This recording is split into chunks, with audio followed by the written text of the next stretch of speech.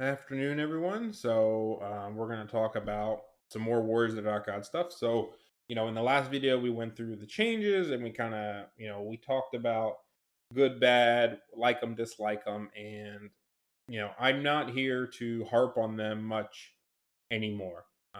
We pretty much have a blank slate new book. You know what I mean? New book, new points. This is the new normal for now. We'll get one more update in a month. I don't know if anything will change, but you should just pretty much say that this is probably how it's going to look for the most part for the next year. And that's something that I both enjoy because I like the last book. Obviously, I found a list that I enjoyed and liked and a style that I liked, but you know, it was coming to it was what I mean, it's November now. It's going to be the new year, and it's still 8 months until ETC. And what what was I going to do? I was going to, I guess, play different things just to play different things. But I'd found stuff that I liked, and I guess this is a little more exciting. Not only from the Warriors Dark Gods perspective, because I'm not doomsday over here. I actually, the more that I've seen the update, and the more I'm thinking about it, the more I'm excited to play the book and to try new things again because I do think things have been opened up slightly, both in slight nerfs or slight buffs, but also just the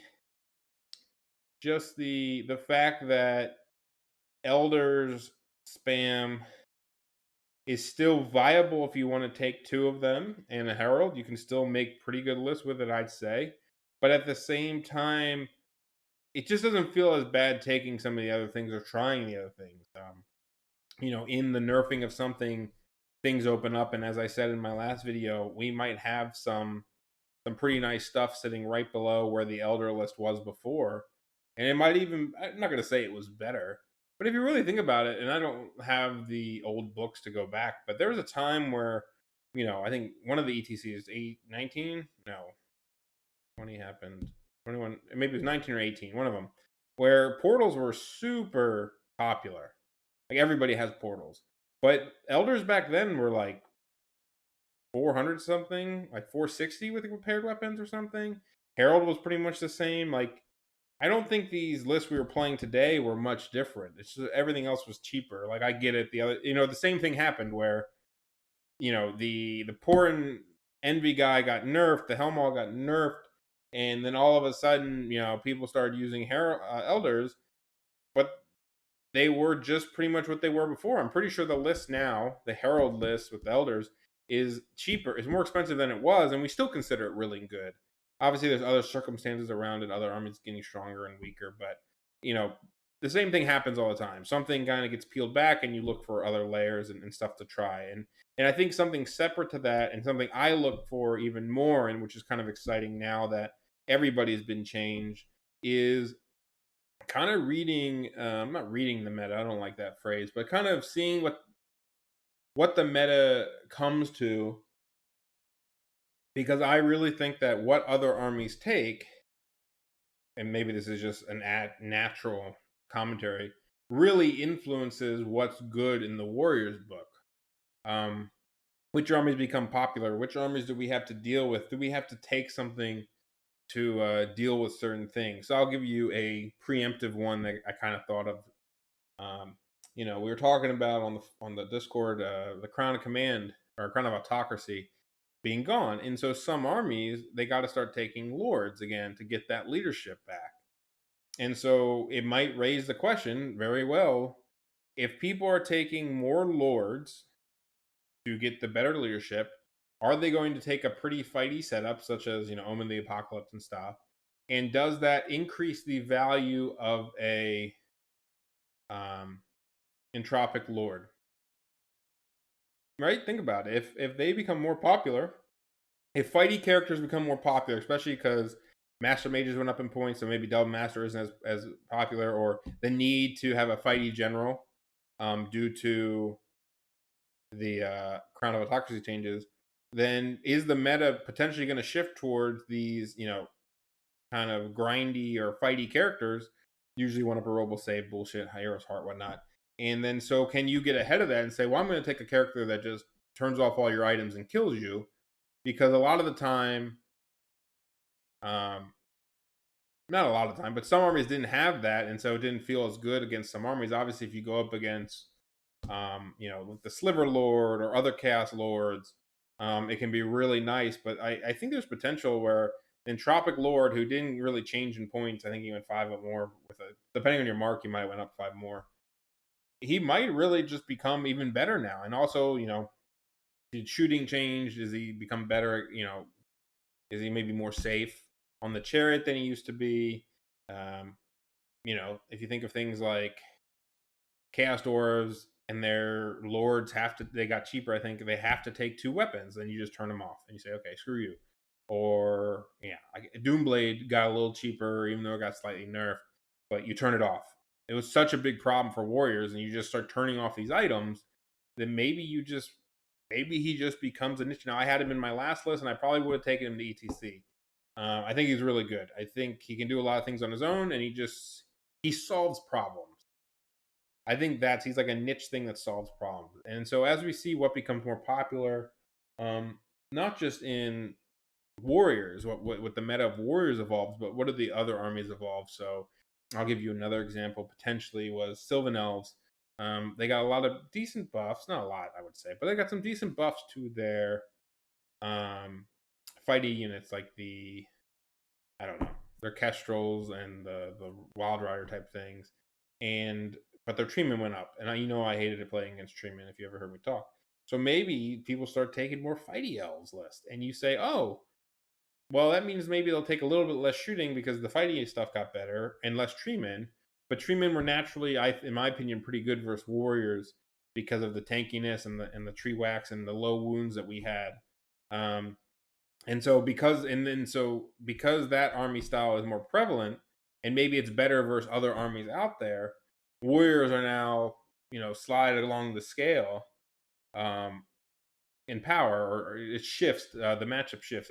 I'll give you a counter example to warriors would be, with the pyro changes being good, and some more like ID was always a little, if they took pyro, they were a little scared of the fact that warriors had elders and they were just very hard to deal with because of the flaming really didn't work against us.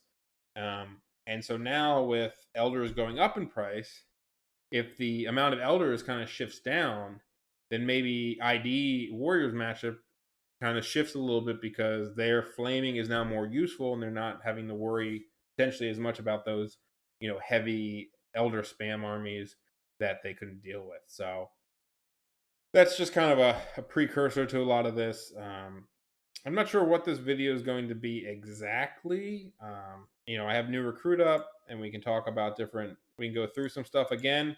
I think the focus really needs to be on what are the points now. We talked about the changes, we talked about the nerfs and if we thought they were appropriate or not, but it really doesn't really matter anymore, right? What matters is what can we build and what do we like. And I think there's a lot of cool opportunities out there. And I have a tournament I'm running. It starts in 2 weeks, and I have no idea what list I'm going to play. I kind of want to play a Helmall list, just because I haven't used the Helmall in a long time, and I think it has some play. But yeah, I'm really excited for the Warrior stuff, and I think we have to start with kind of building lists for ourselves and trying new things and seeing how it works. And I think over time, as other armies kind of like settle in on maybe their styles, then maybe we start talking about, hey, this seems pretty good versus this army or something. So we're going to talk about, I don't even know. Well, let's just go. So as you can see here, I have some just builds I was messing with. So I've told you guys I really like the Herald still for 860. I just think if you just think about matchups that he does very well in, I just can't see why you wouldn't take him. So if you think of, let's think of ways people killed him a lot. Mine didn't die that often, but he did die sometimes. Magic was a big one. He took a lot of wounds from magic sometimes. Now, some people would throw all their magic at him and it didn't do anything, but magic was one. So, funnily enough, some of the magic changes actually helped the Herald because, other than like double masters getting nerfed or point wise, which is a help indirectly because people will take less double masters, and double masters was always kind of a hard, if they had enough spells to like throw at him, it was very difficult to deal with. So magic increasing, I think, automatically helps the Herald because magic is one of the best ways to kill him. Because if you have a lot of shooting, a lot of times he would just take hard target, and then he'd be annoying because he could still get cover because he wasn't towering. So magic was always a good way to put some wounds on him. Ice and Fire, which I don't consider an amazing spell version, but it's always a scary one, went up in casting cost by 1. Harder to 2 dice it. Nothing huge. The Pyro attribute went down 1 in strength, which is actually pretty big when it comes to wounding him. Because we don't care about the. I mean, it went up in range, or that's a minor thing. I don't really consider those 2 changes like, oh my god, like this is, it hasn't screwed us in any way or really done anything. But more maybe if people start taking less master mages and they start doing this adept spam and stuff, Lash is okay versus the Herald. It's not great. Breath weapon, toxic breath is whatever shitty versus him. But people could have taken it anyway. But more like if you don't, I think people will take div adepts or div masters maybe in like KOE and stuff. But if div isn't as popular potentially for with some armies, if they're just not taking like the cult masters and stuff, maybe I'm kind of putting my hands up. Maybe he's a little more protected from magic, so maybe he becomes better indirectly. It depends on like if shooting seems to go up in points, which is not always, like I said, with hard target, it's not a direct counter to him. But the more people go a little more combat-y, the more he can kind of play his game. But also on top of that, like he's just like if you think about all the talk I've had about like the Dark Elves, right? I think he solves or helps. Like he's a big ass problem for Dark Elves, in my opinion. Like he's a pain in the ass if played well. And so I think if you drop him, it becomes a lot harder to deal with Dark Elves. And so that's just an example of, ooh, maybe I don't want to. Also, if you think of, we talked about what is it called? Blah, blah, blah. Veil Walker being very expensive on a Wizard Master. A Veil Walker Wizard Master is you're looking around 500 points minimum just for a naked Wizard Master with Veil Walker is 505. If you want to take, I mean, most of the time Veil Walker is best on the cultism, and you're probably going to spam your Hellfires, your Mark for Dooms, and your Grave Calls. You can do that on him.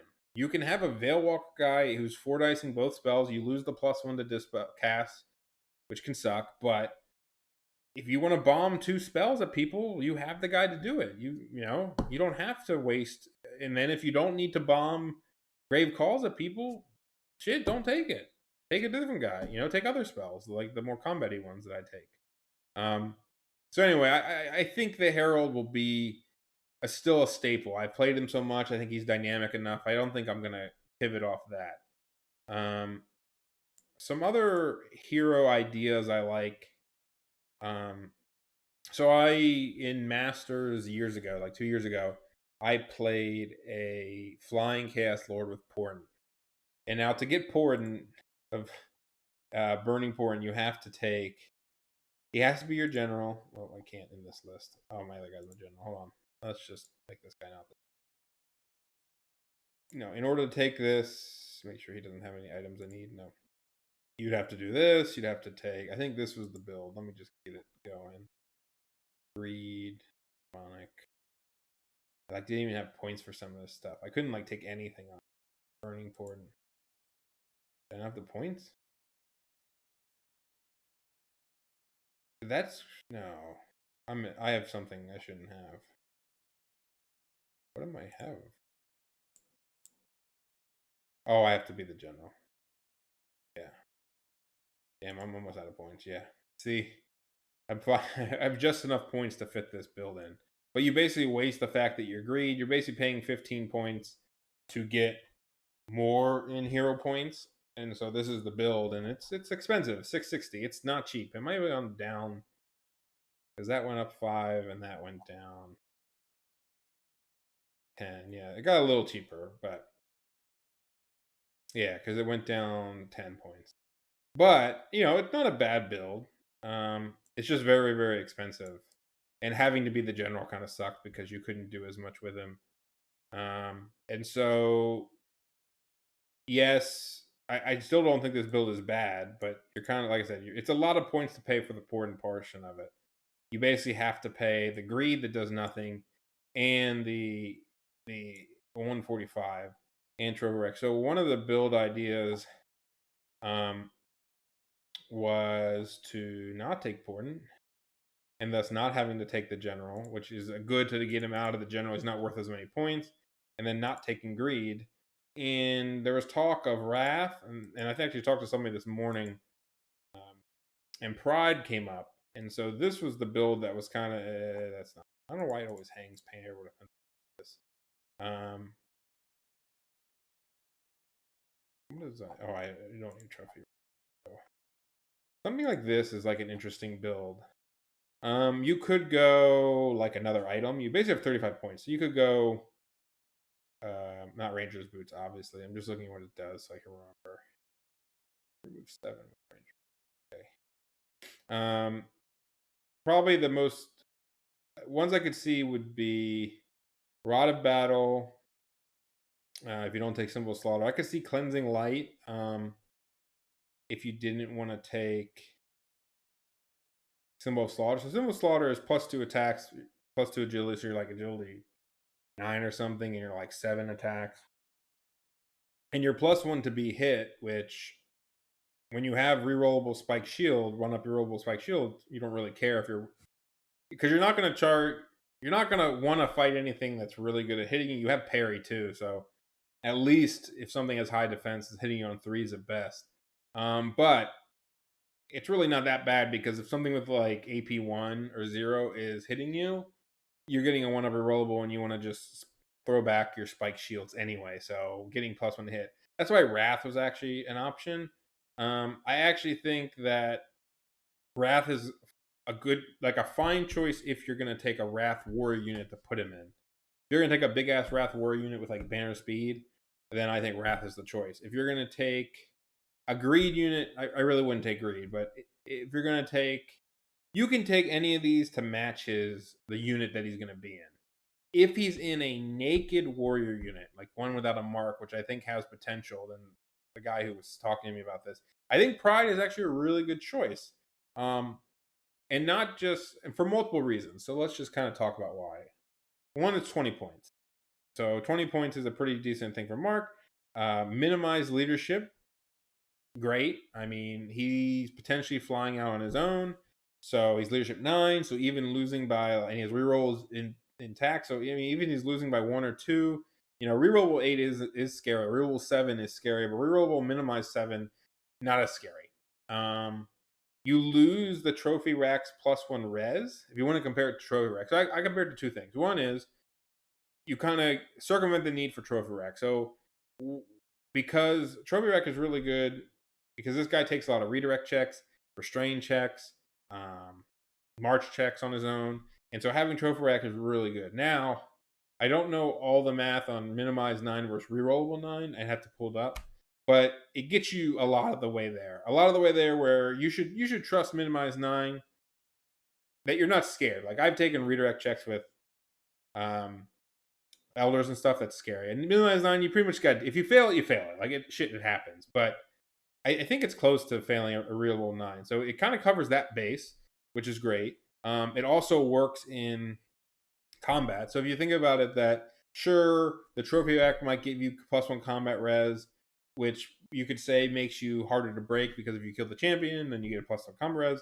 But you could also kind of go to the fact and say, well, instead of getting the +1 res, you're minimized. So I think minimized at -1 leadership. I think it's minimized at -2 leadership equals the same as non-minimize with reroll. So like minimize 7 is the same as 9 roughly. Point being is, for 20 points, which is 5 points less, you get to pick a mark, which is good. And then on top of that, because you could say, well, for 5 points you can just take trophy rack. One, it's better in combat. 2, if you do take a normal unit of warriors and you want to put the guy in it, because he doesn't have to charge out, he does extend that bonus to them, or to any unit that he's in, right? I'm pretty sure Pride is any unit. Yeah. So in theory, I love theory.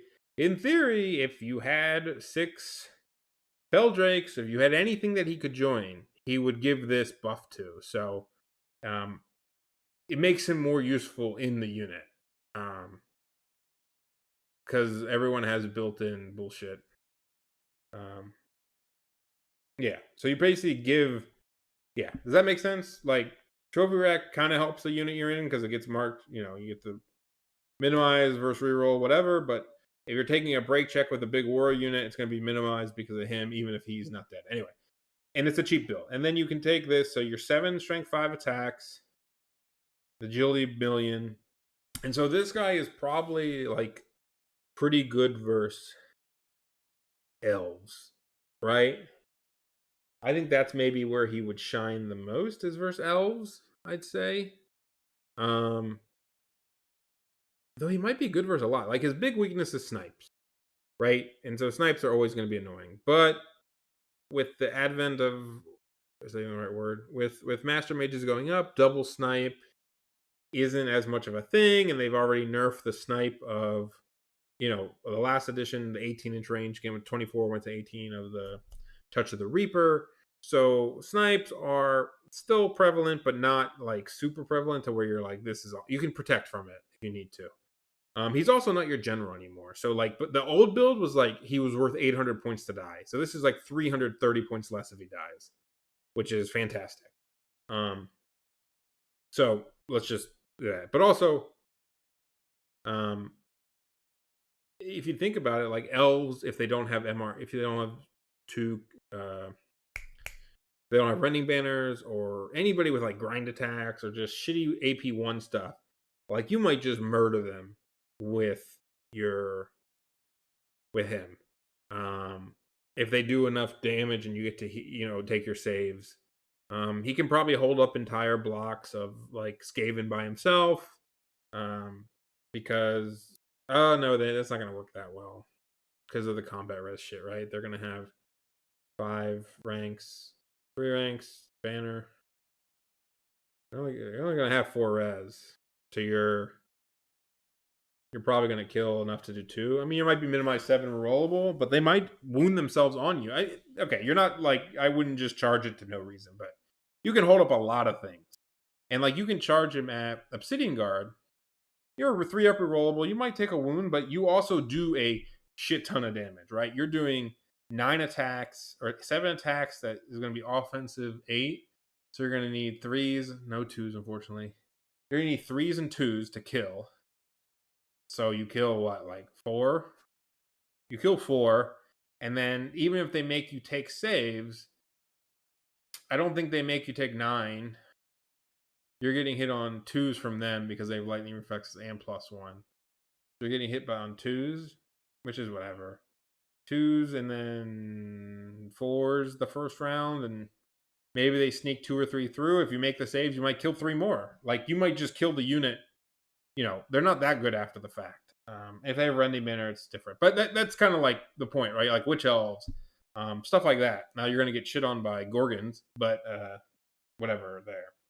And you fly. I mean, the fact that he flies is just really obnoxious because you can just get to so many places. You can't be chaffed other than with line of sight. Flying is just really annoying. And if you pair him with a herald flying, both of you flying, one of you stubborn, one of you minimized. I think somebody he called him Rocket Man, but I really think this kind of cheap version of him or some cheap version of him. I mean, you can even go cheaper and say, I don't even want to spend Symbol Slaughter. It's +2 attacks for 35 points. That's kind of a hell of a deal, to be honest, when you think about extra attacks for points. But yeah, I think this guy's really cool. We talked about Entropic War Guy on a chariot, on a dais, on Kardakin if you're going to go in Chosen Knights. I think that's some pretty cool stuff to think about. Unfortunately, it's very difficult to like. I'd love to be able to get like a magic phase that I feel comfortable with both of these guys. Unfortunately, them being different marks actually is very unhelpful because they can't go in the same unit. It actually would be really nice if they could go in the same unit. Like you could make them both pride, I guess, in this particular case. You kind of overlap, but you just accept it. Or you can do Pride, and instead of one big warrior unit and core, you could go two like 15-man, and then you kind of they can both go in a unit. You could take a chariot version of this guy and say fuck the Dias and just go chariot, and then you could just go lust because you might as well go lust. And then you probably wouldn't take Garada Battle. And you probably take Trophy Rack and Dragon. Like you probably do this, and the only problem with this, in my opinion, is you really have no points left for like anything. I don't even who. I guess the Herald would be the general in this case. Like if I felt comfortable that I could get a good Magic phase out of this hero setup, I would probably run this hero setup if I could just get the damn armor spell. Because this is really nice hero setup. I mean, there's some armies that you just have so many answers that are so difficult to deal with, and you spend and your Magic phase. Honestly, your Magic phase isn't horrendous with the Herald by himself. I mean, it's not good, but you can get by with it for sure. This is kind of thing of if what's the meta call for? Is the meta calling for maybe the flying guys? Is it calling for entropic guys? Is it calling for if you don't need entropic, this guy could be on a dais and could be dark prelate and kind of give you a bunker to like start in, and that kind of gives you at least something useful to cast your spells on. Wizard giants could be useful. With this setup, I feel like you would have to take a wizard giant if you did this, which isn't that bad. But anyway, I think that's some cool builds for characters, just from Chaos Lord ones that weren't really seen before. I mean, this one went down. Pride went down 10. This is 25 points cheaper than it used to be. 25, 10, 10, 5. Yeah, so this is 25 points cheaper than it used to be, which is not nothing, except for this, but also kind of just opened up. That's I already talked about some of the other characters, like the barbs, like being mounted on things, like the sorcerer on the behemoth being so cheap to start with. I guess it depends on what kind of list you want to build. I think my focus, at least in the conversation so far, has been not doing the like not the portal, the ones that portal. Like if you want to take monster spam again, I made a list last time that was pretty good, and you can still do it here. You'd probably drop him, take a mage, maybe on a behemoth. Maybe you take. Yeah, I mean, you could also, like I said, this could just be the main. I mean, if I want to kind of create my my masters list, kind of reborn. I guess you have to alchemist now. Yeah, we talked about this Dragon Bane gem instead of. There's arguments of Binding Scroll versus Crystal Ball. I don't know. I'm going to see how Crystal Ball goes in the meta. It could be really good. It could be kind of shitty. Binding Scroll has a weird like reliability to it. When somebody has that one really good spell for one turn, you just want to shut it down because it's two things, right? Like it's Crystal Ball. If somebody's spamming a really good spell every turn, like Comet or Summon, Dynamic Summon or something, it's really good where you just say, nope, not today, not today, not today. And you just save your dice, and those were like common things you're going to save your dice for all the time. Warriors weren't really that problematic with that particular type of thing. Like, I would stop comments, but they weren't always that good versus me. Whereas maybe, if somebody only has two combat spells, two really good ones to say, Glory of Gold and Lethal Strikes. Well, all Crystal Ball does is say you're not going to get lethals off, which are the best. But what Binding Trolls does is say you're not getting lethal strikes off no matter what. We're not even risking the 5 dice versus 5 dice plus 2. Because 5 dice plus 2 and 5 dice plus 1 is like you're favored, of course, but it's not like it's 100. It's like 60% or something, 70 maybe. And instead of that, we're going to say, well, we're going to stop the one really good spell. If you really want to risk the other spell, I might stop both. You might just not get any buffs off, any significant buffs off. So that's a big difference between Binding Scroll. Same with like if somebody has both div spells, the big div missiles, It's different between you're not going to get the good one off to you might not get either one off this turn. And so again, I think people will change their casting patterns. And it's not like you're going to get 5 versus 5 plus 2 a lot. I think it's going to be like 3 dice. People are just going to be like, fuck it. If you're saving all your dice for this, I'm just going to 3 dice it. And 5 dice versus 3 dice would have went off. Now maybe, I don't know. We'll see how it plays out. I'm putting in a binding scroll in this particular case. I don't need to justify it anymore. I would also probably run this way, keeping this guy cheaper as opposed to more expensive, because I really, other than one, I think it doesn't fit anymore. I think I don't have the points. Yeah, I would need 130 points.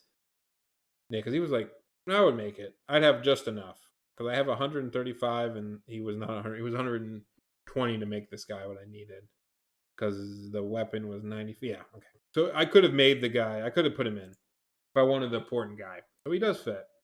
But I think this one's a little better. So there's no monsters anymore. They're all here. So in my masters list, I ran this.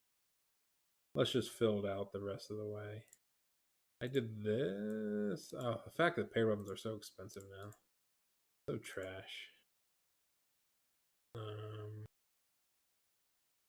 Had a dog. Core. I had a big ass warrior unit. I had Fallen too. I had like 6 Fallen. I think Fallen are in an interesting place.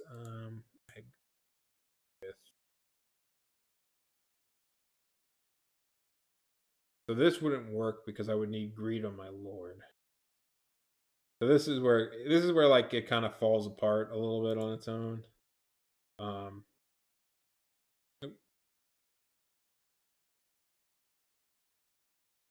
It falls apart a little bit because of this setup can't go in here, so you're gonna have to make changes.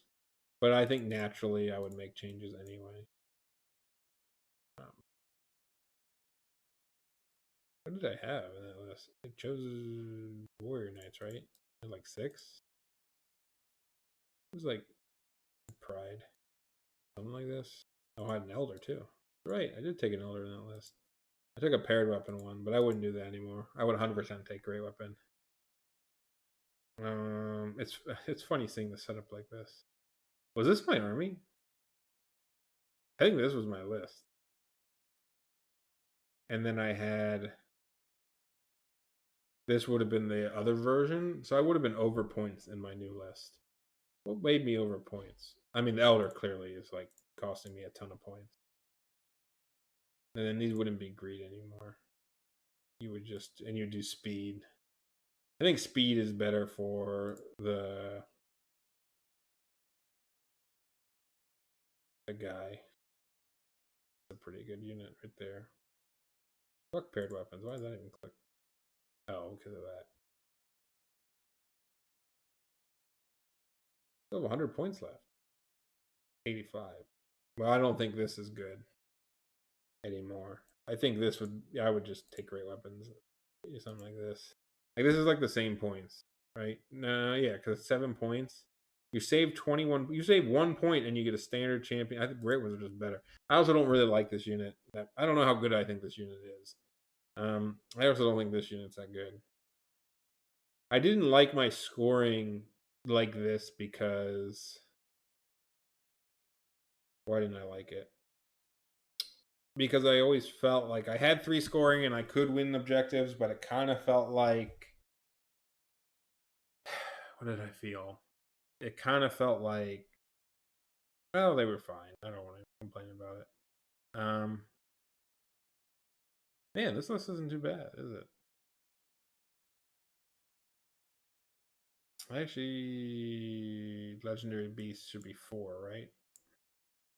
Something's not counting as legendary beast. Was the elder not? Yeah, it's not counting legendary beast correctly yet. That's okay. I know how to add up my legendary beast points myself. Yeah, this isn't too bad. You could add 87 points of something. I don't know what you would add. I don't actually like this unit how it is. I mean, you can add like you can do stuff like this. You could. I would probably take a standard. I don't even No, is that even any good? I don't even know if that's good or not. Maybe not. You'd mess with it. It's actually just cheaper to take greed, isn't it? 8 greed. I don't know. I'd want Flaming Standard or Wasteland Torch. I'd want them to be bigger. It's just not perfect how I want it. Anyway, still a pretty good list, I think. I think Warriors and Core. Some ideas there. Again, just talking through stuff probably for another couple of minutes. Yeah, I think Lust might be fine, but maybe on the way out a little bit. I think there's play. I know some people like smaller units, like in the 14 to 15 range. I mean, Pride is pretty cheap.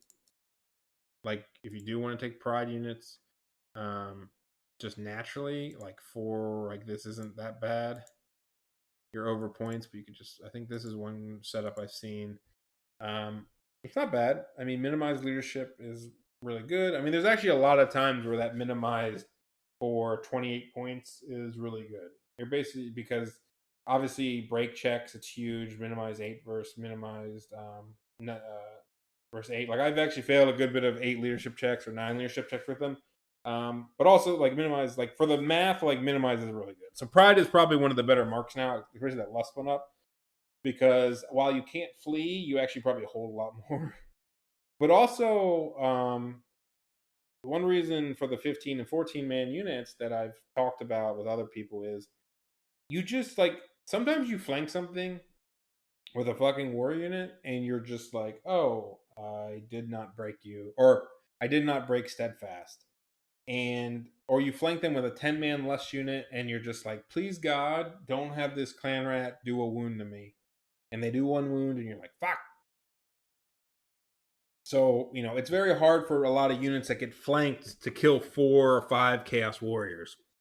And even with a chair, yeah, that's the reason. The reason is you can break Steadfast a lot easier. um, and so for just a little bit more points than a Lust unit, I mean, a Lust is 330 for 10. So for 4 more, you're paying 50 points for them. I kind of like these units. I think they're pretty cool. You don't even have to take a standard in one if you don't want, if you need the core points. I think that's something that might start changing. People not taking Lust anymore. And I think if you take portals, like a lot of people talk about portals, oh, it's really cool because you can flee into a portal and then, teleport somewhere. And that is cool. And I'm not going to tell you it's not.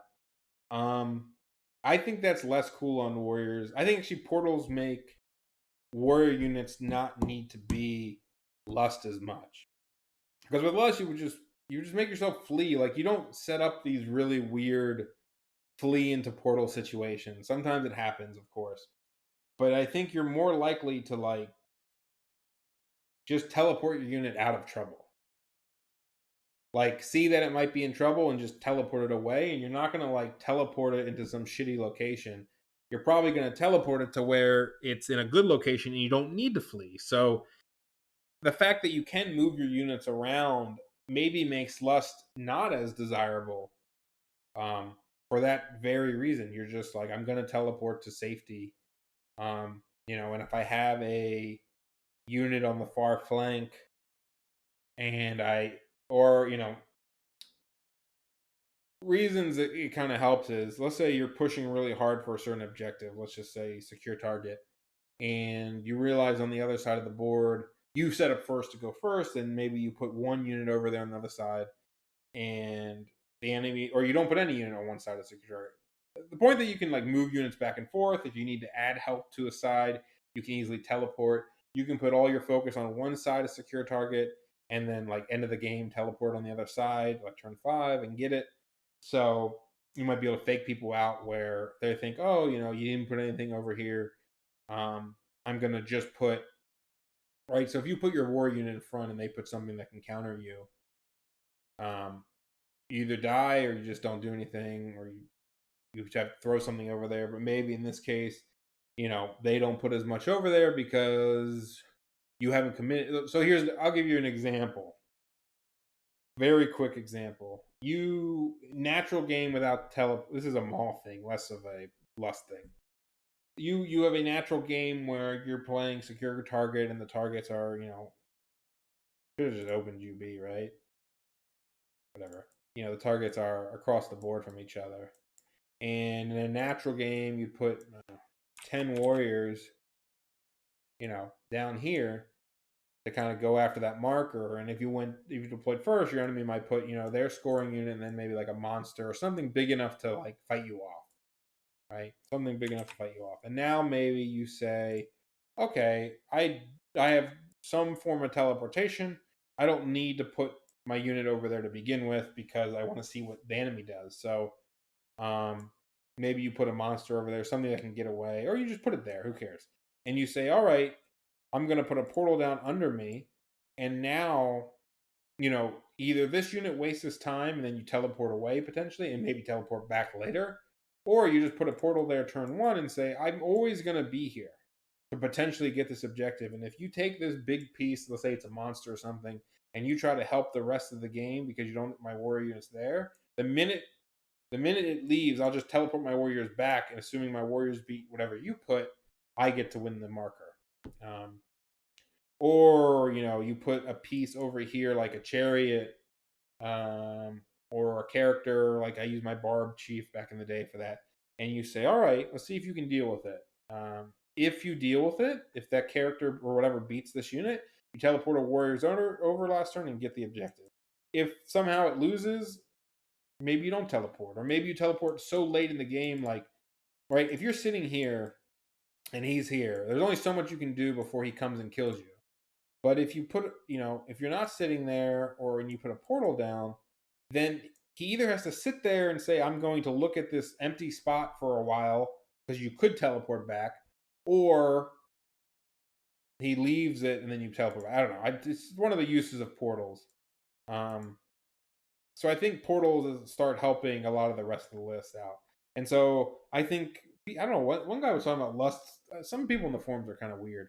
He was talking about lust like being net equal. It's not net equal because it's net equal for every lust guy after the 10, but you're paying 20 more points for the first lust plus all the other built-in points. You're paying a lot more points for lust. Like, sure, the 20-man lust unit only went up 30 points compared to the 10-man lust unit, which went up 30 points. But no one takes 20-man lust units. They take 10-man because it's just a really good mark for something really small. I still think lust has a lot of uses on like Chosen Knights because it went down a lot, and it's a natural Strider banner. Yes, the fleeing is very useful, and with portals, fleeing with knights is probably more likely because you're probably more likely to have, like with knights and like chariots, I think, like Chosen Knights, I think lust becomes a little better for multiple reasons. One, more terrain hurts those models than infantry because lakes hurt infantry, whatever. But your wounds are more valuable. So like DTs and runes and woods and walls for chariots is really bad. But also, your lust warriors aren't bombing, quote unquote, bombing 12-inch charges at 16 inches, right? But your chariot might bomb a 19-inch charge, an 18-inch charge. And so you can take those, flee, and then rally into portals and stuff like that. So I actually think you'll see it more on the other units, like the Chosen Chariots and stuff like that, and the Chosen Knights. I think those will probably get more love, due to the portals potentially, if you have portals.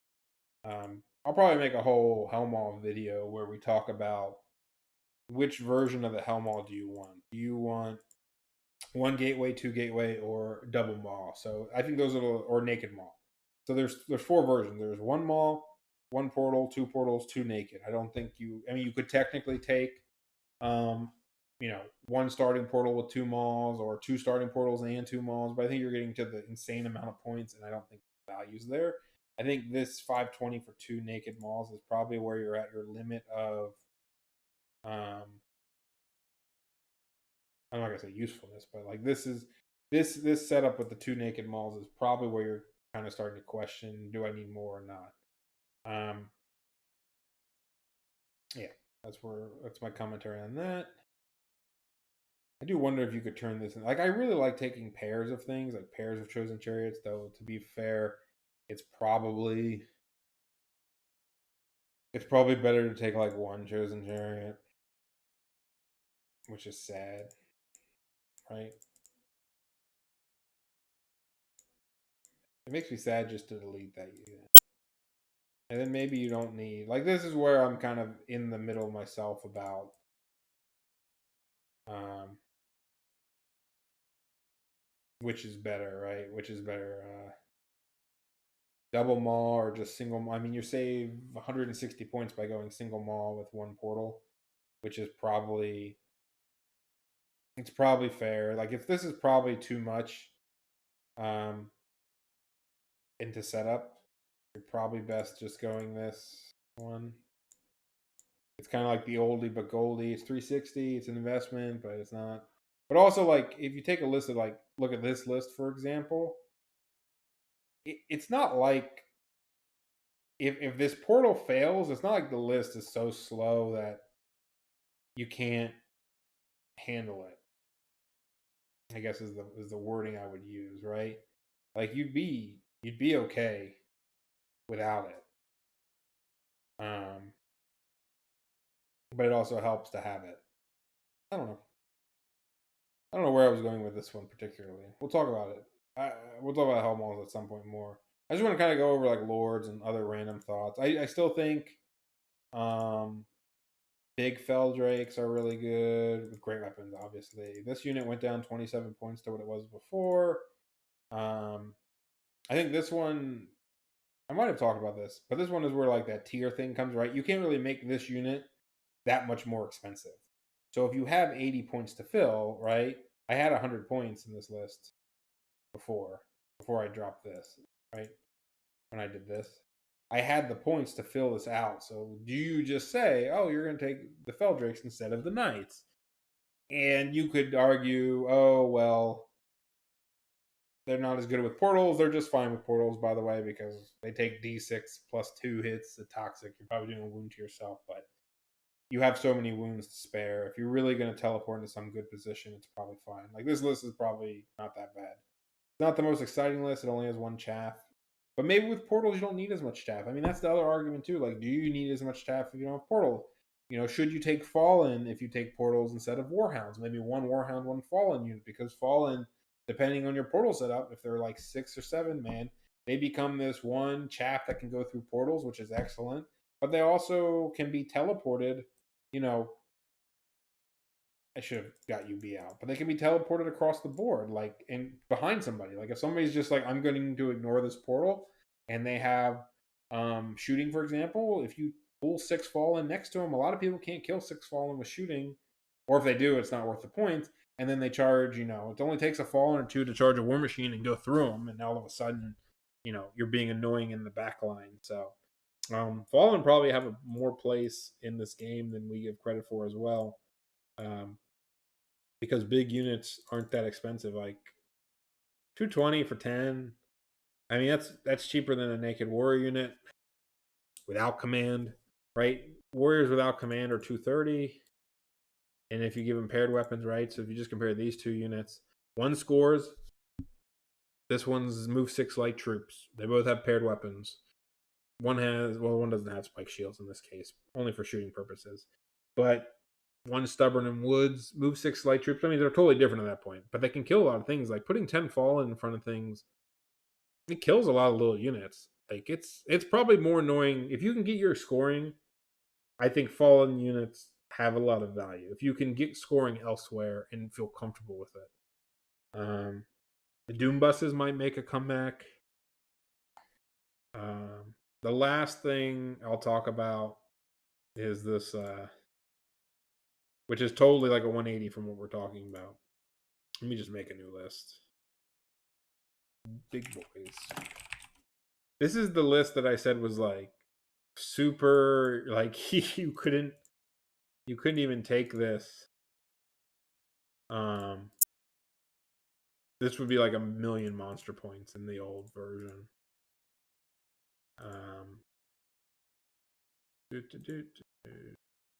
Isn't limited.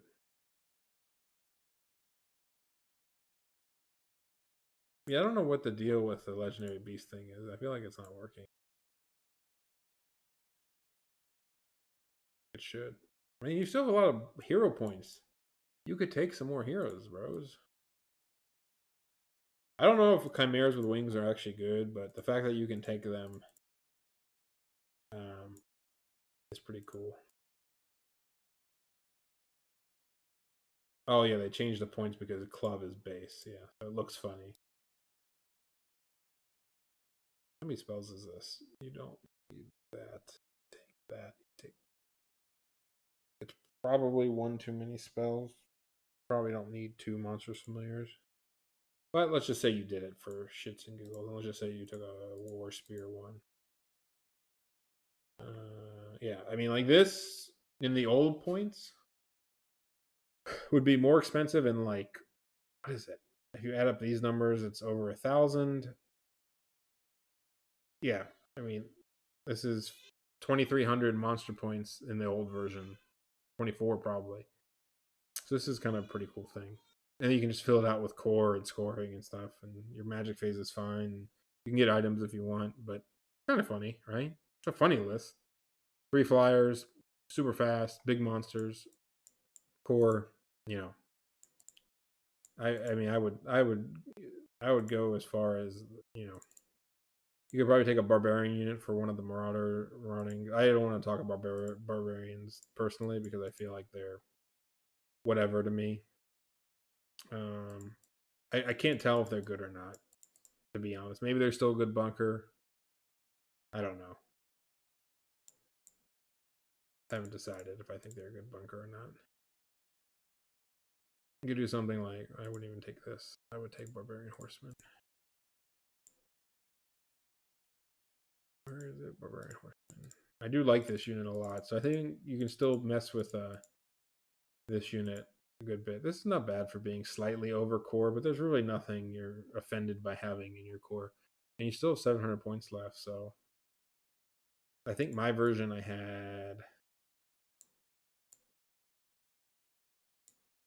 got a version that had the Chosen Knights because I just think this unit's just really good. And then I guess you can take Flaming Standard. Did this fit? Did not fit. And it would not fit even with this being minned.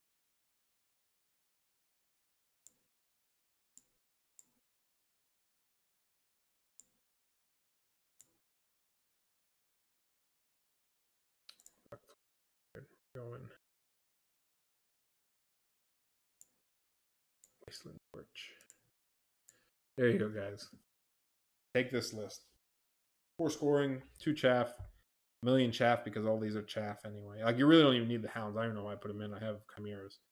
You're just fast and hitty and abusing single models, and these are cheap. And you would take this would definitely be you would never take the second adept. You would take sorry. It would be Evo guy.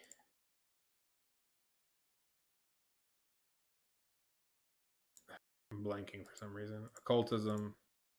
And then your general. While the heal is nice, I actually think the armor spell is really good in this army, so it would probably be this. Where the hell? It's already alchemy. And then the wizard giant in this setup would probably be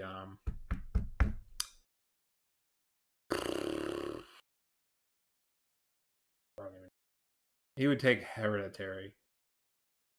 Yeah, he would take hereditary in this setup. Or you could get hereditary to the dragon and take. Or if you needed lash, you would take lash, and he could take glory of gold. This art list is pretty cool as well. If you can get the core down to 220, I would probably take war spears back on these two. I think it's better than club. So if you can get a perfect core, I mean, because you really don't need both of these, right? You really don't need that. And honestly, if you don't want the Chosen Knights, you don't have to. You can say fuck the Chosen Knights. Your core can be something more like this, which is too many points.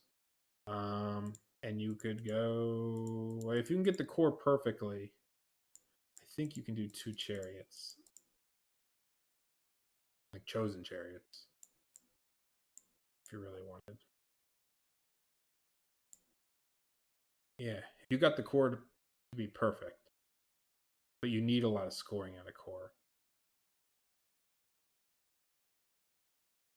Sorry, I'm just thinking to myself. I just want to be like annoying as possible. Like I want at least one dog, yeah. But I don't want to give these up early. So how would you get another scoring?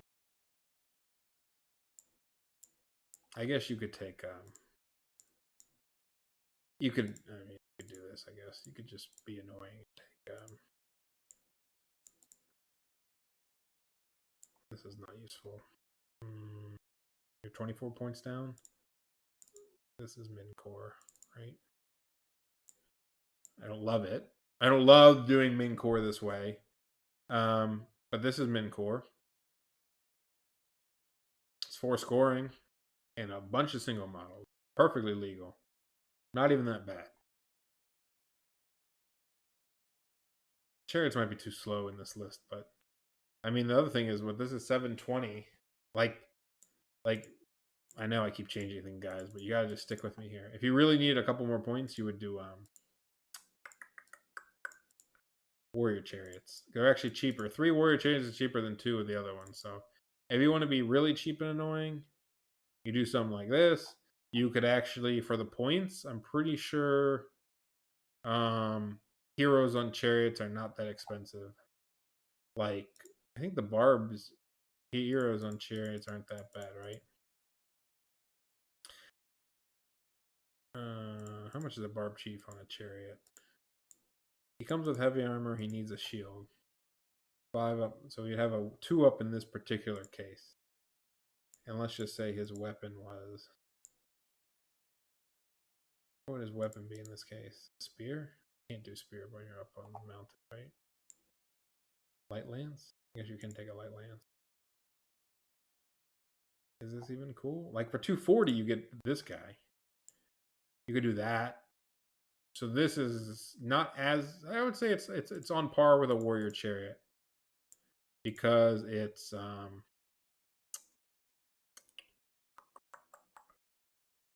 it can flee. It has a 2 up save versus a 3 up save, but the rider's a little shittier. It's not 4 strength 5, it's 3 strength 5, 3 strength 6 on the charge. But it can flee, so that probably has its own purposes. And 2 up save, and you don't have room for anything else. But we're just making shit happen, guys. Let's do this.